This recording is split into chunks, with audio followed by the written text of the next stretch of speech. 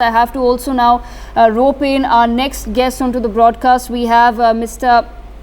Tsewang Rigzin, who's an MP of the Central Tibet administration. Mr. Rigzin, thank you so much for joining us on the broadcast. I have to begin by asking you, sir, how do you perceive the Chinese aggression in the Galwan Valley?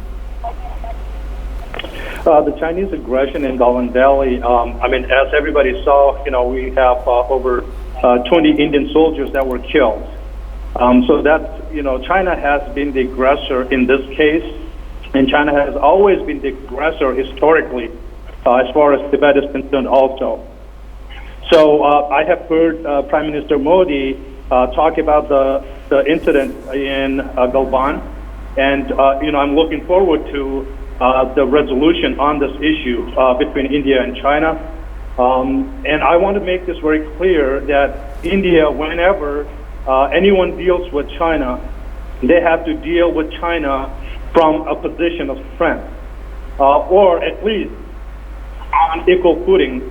Otherwise, from my experience as an activist and currently as a member of Tibetan Parliament in exile, we know how the Chinese mentality is. So if you are nice to them, they will never be nice to you.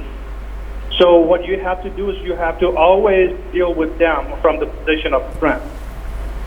So they will only understand that language, and they will only back up at the time. So that's what I think India should do. That's what the international community should do as far as dealing with China. Mr. Rigzin, I have to ask you, sir, because, we often talk about a free Tibet, but every time the question really comes up, then people start saying that it's, more hypothetical right now and it's not really a reality. Why? Why are we not being able to, see it as a possible future? That's the unfortunate part because, the international community needs to look at the history and, they have to be on the right side of history.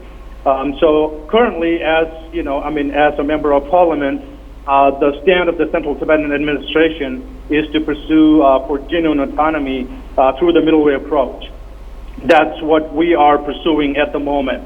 But if we're looking at the broader context, as far as what's happening now with the pandemic, the global backlash against China, what China is doing in South China Sea, and what China is doing in India's Ladakh and Sikkim, these are all the signs that, China is trying to spread all over.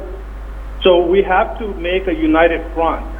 We have to have a multilateral approach from the international community to tackle China.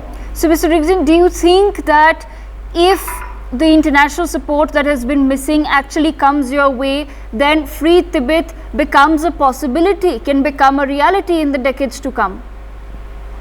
Absolutely. Like I said, currently we are following the middle way approach.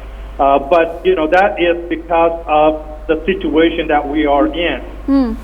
So if the situation arises in the future when we, have the possibility to look at the option of what we do for the future of Tibet, if we have all the necessary support from the international community, then that would certainly be an option that we will look at.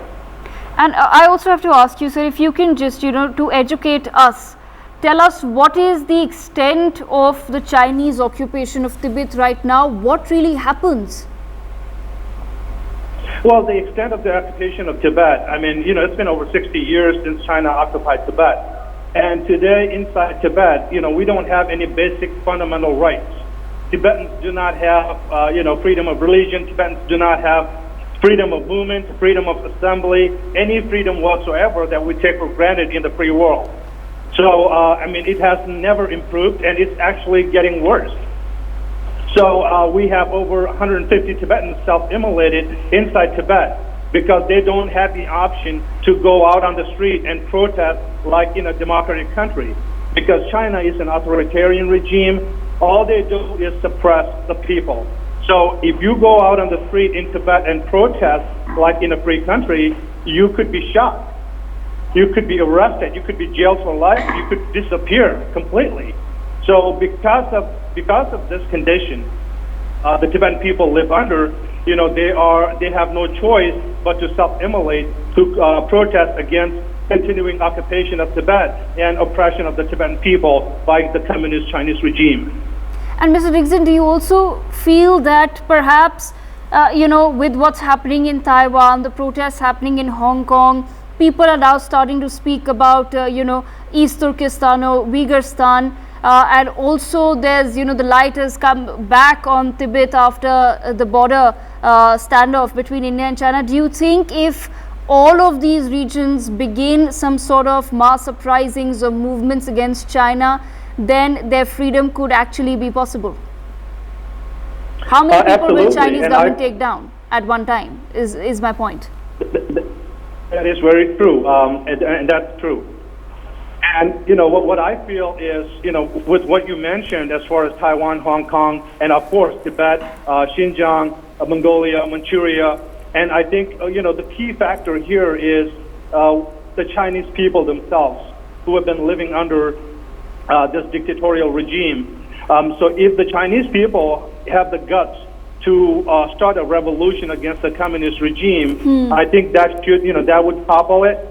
And I think if we're looking at, what's going on in Galwan Valley, what's going on, what went on in Sikkim last month, what they're doing down in South China Sea, I think, China is afraid of a revolution inside China by the Chinese people against the communist regime. And whatever they're doing in Ladakh, in Sikkim, in South China Sea, these are all diversionary tactics by the Chinese regime.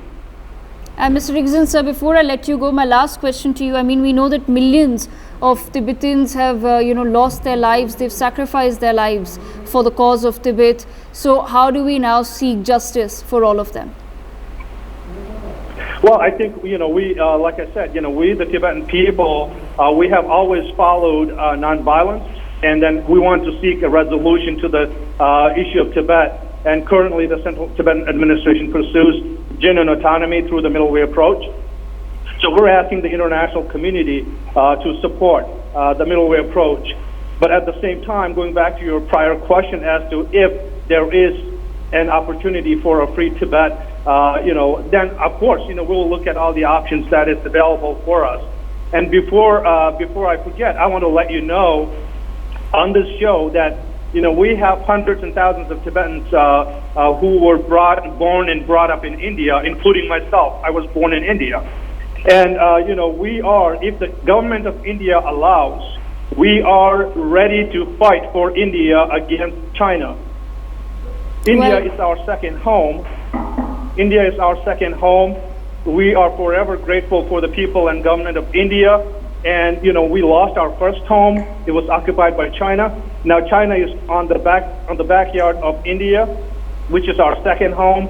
And if they try to invade India, if, the Tibetan youths can, support India, if the Indian government wants it, we are ready to come in and we'll fight for India against China. That is such a pertinent and such an important thought, Mr. Rigzin. Thank you so much for joining us on the broadcast, and I'm sure plenty of people watching this will have educated themselves just hearing all of these stories, that you have to tell us. Thank you so much, sir. For more such videos, subscribe to the NewsX YouTube channel, hit the bell icon.